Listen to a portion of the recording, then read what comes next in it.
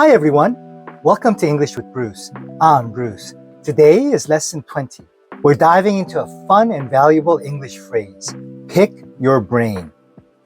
Wait, what? Pick your brain? Sounds like something a mad scientist would do, right?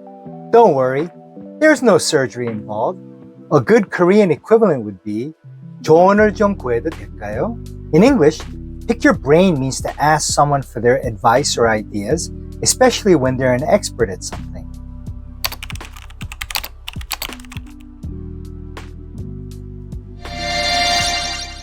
Now, let's see this phrase in action. Business setting. I'm working on a marketing strategy, and I would love to pick your brain about the latest trends in social media. Personal setting.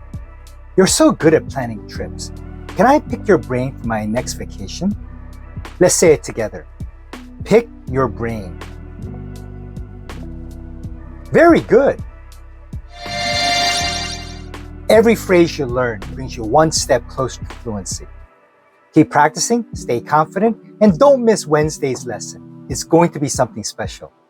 If this was helpful, hit like, subscribe, and share with your friends so they can also learn valuable idioms for work and daily life. See you next time on English with Bruce.